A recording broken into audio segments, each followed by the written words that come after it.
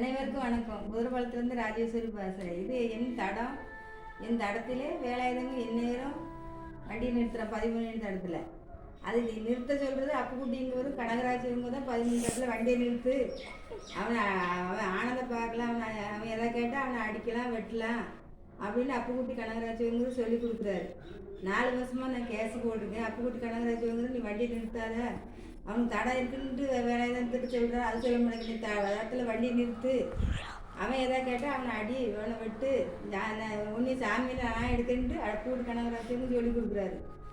நான் கோர்ட்டில் 4 வருஷமாக கேஸ் போடுவேன். இது அப்புக்குட்டி கனகராஜவங்களுக்கு தெரியுதா? வேலாயுதவங்ககிட்டையும் வசந்தாக்கிட்டையும் சரசாக்கிட்டையும் நீ அடி, நான் ஆனதை பார்த்துக்கிறேன், நான் ஒன்றும் செயலுக்கு வச்சா நான் சாமி எடுக்கிறேன் அப்படின்னு சொல்லி கொடுக்குறாரு. அந்த அம்மா 4 வருஷமாக கோர்ட்டில் கேஸ் போட்டுதான் வாய்தான்னு சொல்லிட்டு கோர்ட்டை விசாரிக்க முடியும். அரசாங்கம் விடுமுறை அன்னைக்கு வாய்தா போடுது. லஞ்சம் வக்கீல் ஒரு சூட்கேஸ் நிறைய லஞ்சம் கேட்குறாரு என்கிட்ட. உங்கள் கேஸ் எடுத்து நடத்தினா எனக்கு ஒரு சூட்கேஸ் நிறைய பணம் கூட நடத்துகிறேன் அப்படின்னு சொல்கிறாரு வெள்ளை கோயில் வக்கீல். இதெல்லாம் காரணம் அப்புக்குட்டி கனகராஜவங்க தான் காரணம்.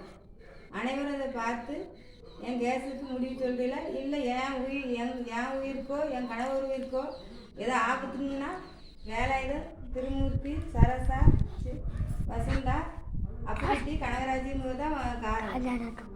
என் உயிருக்கோ என் கணவர் உயிருக்கோ ஏதோ ஆபத்து வந்துன்னா அப்புக்குட்டி கனகராஜவங்க ஒரு சின்ன சரசா, வசந்தா, திருமூர்த்தி, வேலாயுதம் அங்கே ஆய்வு தான் காரணம்.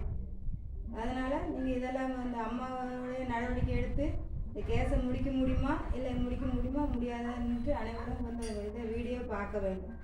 வணக்கம்.